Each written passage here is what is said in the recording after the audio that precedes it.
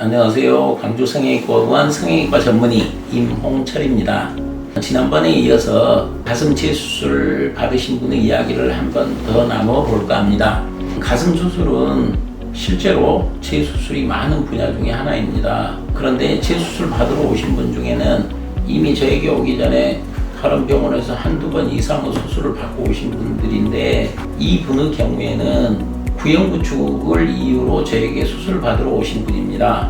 구형부축은 실제 포용물 종류에 따라서 발생 빈도가 많이 달라진다는 의학적인 논문도 있어 실제로 제가 현장에서 경험해보면 포용물 종류에 따라서 어느 정도 촉감의 차이를 다르게 느껴지는 경우가 많습니다. 하지만 수술 후 구형부축이 생겨나는 가장 큰 원인은 수술 방법의 차이가 첫 번째입니다. 특히 아주 오래 전에는 가슴 포용물을 삽입할 때 대흉근과 갈비 사이에 포용물을 집어넣다 보면 대흉근을 그 위치에 있게 해주는 근막을 전혀 이완시킬 수 없었습니다. 그래서 과거 수술 방법 중에서 근육과 갈비뼈 사이 포용물을 집어넣을 때가 부축이 가장 심했는데, 오늘 보여드린 이 분의 경우에도 겨드랑이 절개를 통해서 과거 수술 방법으로 포용물을 삽입했습니다. 그러니까 근육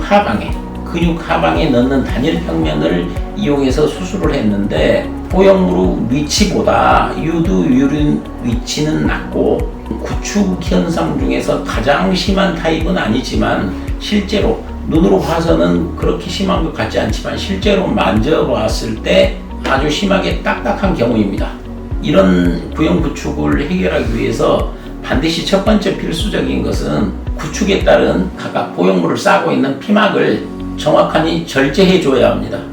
그리고 더 나은 촉감을 위해서는 포용물을 덮고 있는 대흉근의 근막이 가장 타이트한 조직인 이유로 근막에 대한 충분한 이완, 늘려주는 방법을 택해야 되는데, 겨드랑이 절개와 가슴 밑 절개에서는 대흉근을 싸고 있는 근막의 적절한 이완이 아주 부족합니다. 그런 이유로 구형부축이 발생하게 하는 것은 근막 이완이 적절하게 이루어진다면 크게 걱정하실 사항은 아닙니다. 그런 이유로 이분의 경우도 재수술을 받고 현재 10일 정도 됐는데, 실제로 윗부분의 심한 볼륨감은 가슴을 정말 부자연스럽게 하는데, 이 분의 경우는 실을 뺀 날 사진에 봐서도 모양이 훨씬 더 자연스럽고 촉감에 있어서도 이전과는 확연히 다른 경과를 보여주고 있습니다. 가끔 가슴 수술을 상담하러 오신 분 중에 전체적인 윗볼륨을 많이 강조해달라고 요청하시는 분이 있는데,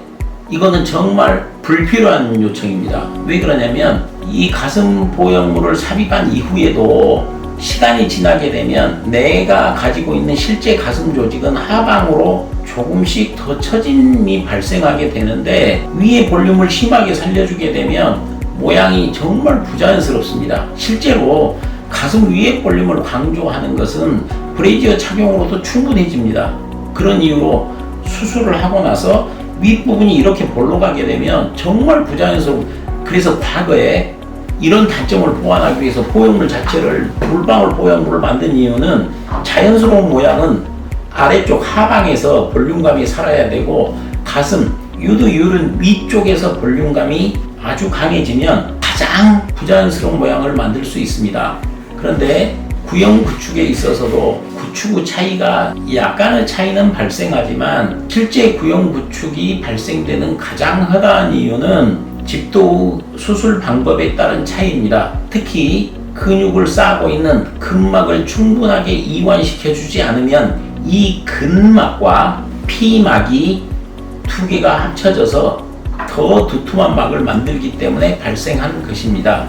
그래서 이분의 경우에도 2주 거의 다 돼가지만 실제로 본인이 가장 만족스러워하는 경우고, 유튜브나 온라인상에서 저에게 재수술 받으러 오신 분들의 가슴을 보여드리기 민망할 만큼 아주 서툴렀던 수술들이 되게 많이 있습니다. 이런 경우는 직접 상담할 때는 보여드릴 수 있지만 유튜브나 온라인상에서 보여드리지 못한 점이 다소 아쉽습니다. 그리고 보형물 선택에 있어서도 20여 년 전에 프랑스 PIP라는 회사에서 만든 회사인데 보형물 허가를 받을 때는 인체용 실리콘을 사용했지만 실제 그 회사에서 만들 때는 공업용 실리콘을 썼기 때문에 이것은 최근에 재수술 받으러 오신 분의 가슴에서 빼낸 보형물임에도 이 보형물은 뺄 당시 모양이 이보다는 볼륨이 조금 더 있었습니다. 다만 공기 중에 노출되다 보니 볼륨이 더 심하게 감소했고 심지어는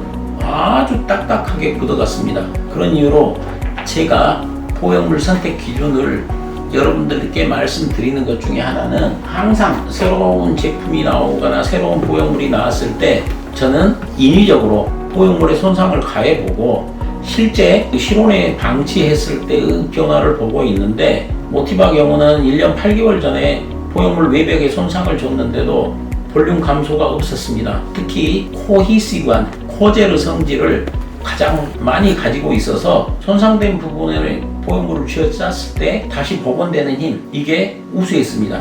최근 들어서 또 다른 제품을 제가 소개받고 이 보형물 역시 손상을 주고 이렇게 변화되는 과정을 보고 있는데 제가 이렇게 선택을 하고 추천을 하는 이유는 보형물의 장기간 안정성이 보형물 재수술 중에 가장 많은 원인은 가슴 보형물 파열입니다. 그런 점에 있어서 아주 미묘한 촉감의 차이를 이유로 보형물을 선택하기보다는 안전성이 다시 수술받을 그런 가능성을 가장 낮춰주는 중요한 방법이라고 생각합니다.